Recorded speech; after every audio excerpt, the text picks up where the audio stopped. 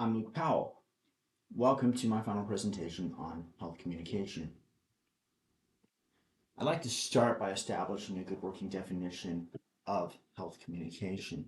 The International Society, actually, I don't know if it's international, but the Society for Health Communication on their website says that it is the science and art of using communication to advance the health and well being of people and populations. However, health communication is also varied and multifaceted. In our first lecture, this slide kind of made an impression on me, saying that it is interpersonal, intercultural, organizational, technological, and also mass communication. So, as I see it, kind of the fundamental problem that we're talking here is how do we navigate the complex, personal, and often highly taboo nature of health communication to improve health outcomes? I think that is a wicked problem. And as I've reflected on it myself, while this does not necessarily emphasize the organizational aspect or some of the personal aspects of caregiving, um, to me, our curriculum kind of laid out like three main messaging methods from providers to patients and lay people. And to me, when I think about it as a person that has been a patient and that receives healthcare, you're generally going to do three things. You're going to talk to your doctor or your team. You're going to log into your health portal these days and both send and receive information. And then you're also going to have conversations with people and be exposed to health campaigns. So, patient provider communication is, in my view, high risk, high reward because when it works, it improves outcomes. But when it goes badly, some people just won't even come back to the doctor again. So it's really important to do that well and connect with people. And sometimes that means talking to people in a way that they can actually understand. You've got to distill a lot of technical information and cut through the jargon. And one of the ways that you can do that is to make sure that you're framing and approaching uh, patient plan decisions in a collaborative fashion. Get them involved, make them part of the process, engage their autonomy with it instead of looking against it and just giving them orders. That goes better when you have a good feel for your patient's health, focus, of control. It's a good paper showing that the more patients believe that their actions make an influence, the better they tend to do. Digital patient provider communication is a big deal today. In the lecture, one scholar said that the E doesn't just stand for internet, it should stand for efficiency. I think there should be an A in there for accuracy. Um, it's a big deal and it improves things a lot. I can get in touch with my doctor and get a new prescription or a checkup a lot quicker, with a 15-minute Zoom call at the end of the workday without leaving the office. In the past, might not have gotten an appointment that easily, just as an example. However, access and literacy are issues and it can be more difficult for older patients. And then there's always going to be problems with privacy. For health campaigns, it is so important to take a multi-pronged approach. Um, we looked at the health belief model, and I really liked the paper showing two-step flow theory. But there were several other models as well, and I noticed there was always this common theme of reaching people in more than one way, usually on some sort of macro, but then also a micro level.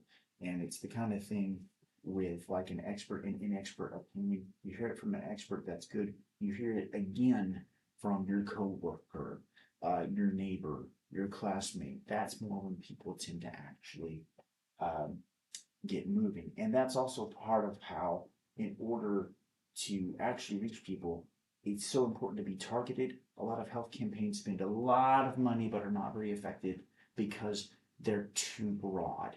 So you gotta be targeted and then you gotta use the channels that reach your target. But when you're reaching people, these audiences and these patients are not always created equal. Our society is not an equal society, and disadvantaged people in society tend to also be disadvantaged in our healthcare system.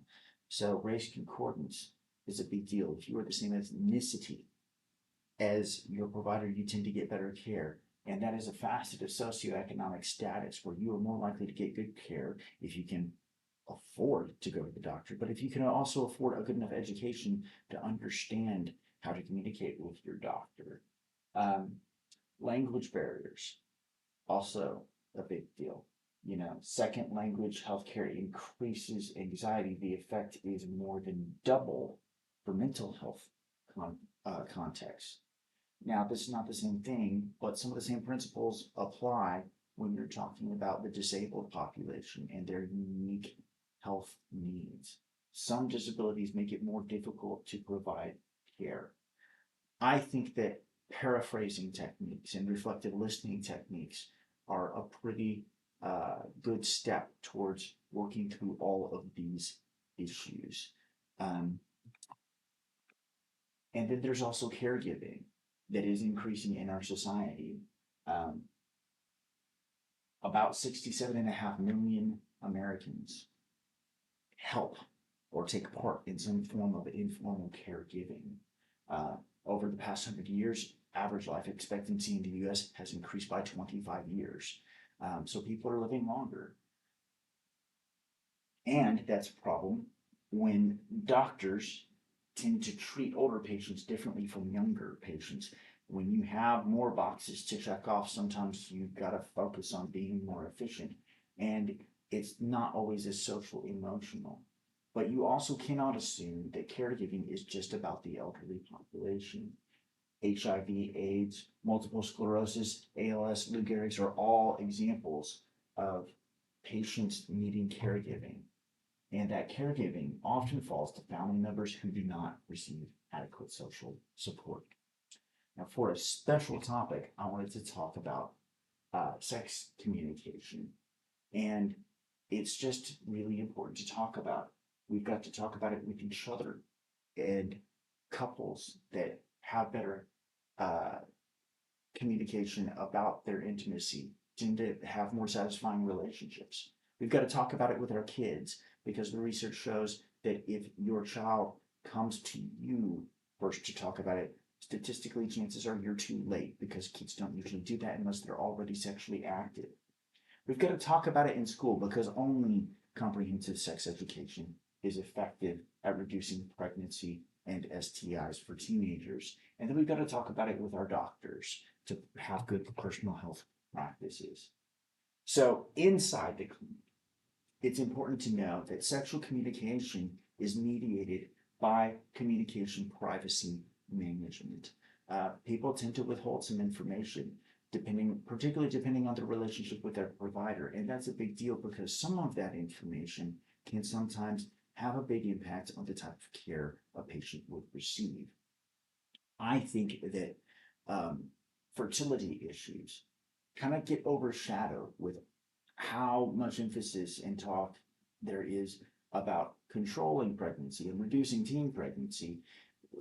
It's not always quite as out in the open, the other side of the coin, and how important sex communication is when pregnancy is desirable. And with increasing infertility rates, that's a struggle for many people, including some people I know. Um, and that's also part of why you can do that better if you have a firm background in sex education. It's a circular problem where the research shows that parents of all backgrounds are uncomfortable talking about sex with their kids, so they want the schools to do it. And the schools come up with curriculums, and then parents don't like the curriculums. However, it's just a desperate problem. The United States has a teen pregnancy rate about 22 births per 1,000, higher than the next closest OECD country, which is Britain. We really stand out there, not in a good way. And the research shows very conclusively that abstinence is just not abstinent. Teams that pledge abstinence often do not follow through, but more importantly, when they've been through abstinent-only education and they are intending to be abstinent, those teens use contraception less often. And that's why knowledge is safer.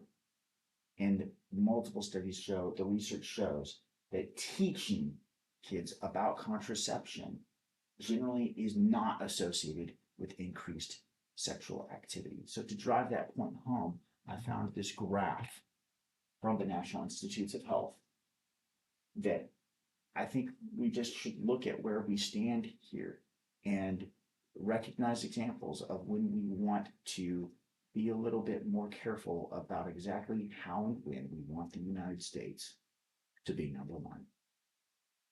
Thank you.